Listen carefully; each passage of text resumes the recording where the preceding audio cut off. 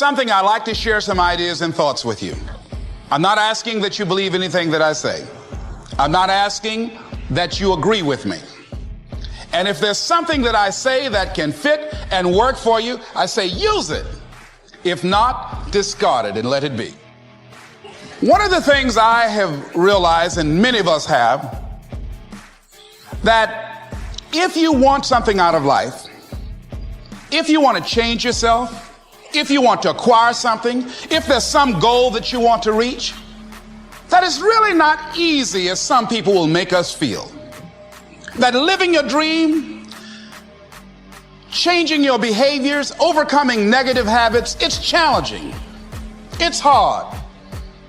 That living alone is just very difficult. And once we begin to come to grips with the fact that living is difficult, life is very challenging. I heard a song once by a guy named Dimples called, "If it ain't one thing, it's another." You will never ever have a problem-free moment in life. There's always something. So how do we begin to nurture that hunger? What are the characteristics or the qualities of people that are hungry? What will it take for me to get some of the things that I want? And being hungry for those things, number one, you've got to work on yourself. It's very important that you engage in an ongoing process to develop you. Spend more time on yourself than what you've been spending. It's whatever it is that you want to do. You want to do it massively. I have a friend who was telling me that his sales were down. I said, well, how many phone calls you make a day? He said, 25. I said, double them. Make 50 or 75 or 100. He said, oh man, that's just too much. What do you mean too much? You behind on your bills? You're talking about too much? You know one way to get back on your feet real quick is to miss 2 car payments? There's no competition out here. Decide that you're going to push yourself. Most people won't do that. Most people give up on themselves easily. You know the human spirit is powerful. There's nothing as powerful. It's hard to kill the human spirit. They asked Benjamin Disraeli, a man who became the head of a country at a time when Jews were not allowed out after 10 o'clock. They said, how did you do it? How did you achieve it against such great odds?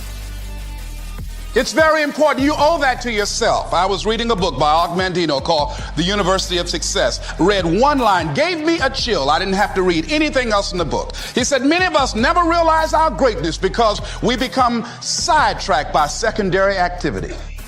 We spread ourselves too thin, don't know how to say no. And we find ourselves doing all kinds of things and never ever have time to do those things that we need to do to work on ourselves. And then there goes a second, there goes another second, there goes another second, and we can't stop and hold time. And before you know it, you wake up one day and you're behind on your dreams and your bills. So decide that you're going to take some time to work on you, that you deserve that from yourself, that your life deserves some prime time. Because you are creating your own production. As Michael Todd would say, you are the star of your show. You are the director. You're writing the script. And you will determine whether your life is a smash office hit or flop. You determine that. Working on yourself, talking to yourself. That's so very important. He said, nothing can resist the will of a people that will stake even their existence on the extent of their purpose for good. That when you have a made-up mind, when you decide that you want to do something, I was reading something the other day, he said the power to hold on in spite of everything, the power to endure, this is the winner's quality. The hunger, the ability to face defeat again and again without giving up. This is a winner's quality. You have that quality within you. When you're hungry, you don't care about the facts. You don't care about the art. There's greatness in you. And you've got to learn how to tune out the critics outside and the critic inside. And since I'm going to do this, I'm going to harness my will. And I'm not going to let anything stop me. I deserve this. I'm going to do it until. And this friend, I told him, said, start increasing your calls. I said, I make 100 calls a day. The other thing is that if you want something, You have got to be relentless. Overcoming the negative conversation, that inner dialogue that's going on all the time, even when you don't want it to be there. You can't stop yourself right now from thinking. You can't do it. It's going on. And so learning how to empower yourself, part of doing that is standing up to yourself. You've got to stand up inside yourself sometimes and say, shut up. You've got to do this. I was going to give a presentation, and this voice inside of me saying,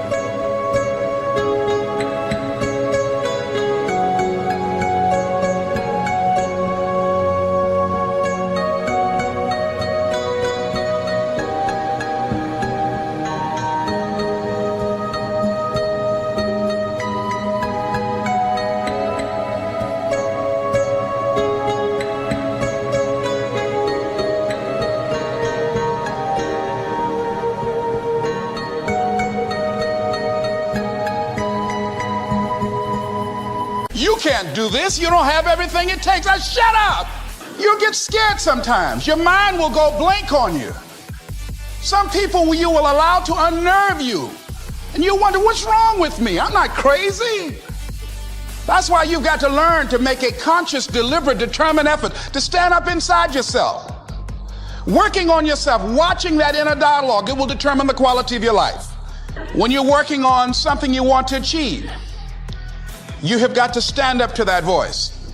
You've got to sell yourself every day on your abilities, on what you're doing, on the goal that you want to reach. You've got to sell yourself every day, according to your level of belief. It will manifest itself in what you're doing. Whatever we have right now, whatever we're demonstrating in our lives, is a result of what we believe subconsciously that we deserve. And part of increasing that belief level is that you have got to convince yourself every day. You've got to sell yourself. I do a lot of training for many corporations, and I conduct sales seminars, and I've heard all kind of guys doing techniques and training people techniques of how to close sales and how to work with and begin to control the sale and how to ask for the close. Let me share something with you. You can learn all the techniques in the world. If you don't believe in yourself, you've got to learn how to become resourceful. You've got to learn how to become creative. When crises strike in your life, and in the Chinese language, crisis means danger, but it also means opportunity. And this is an opportunity for you to grow. And you've got to be so relentless, regardless of what comes down the pike, that you're always looking for a way.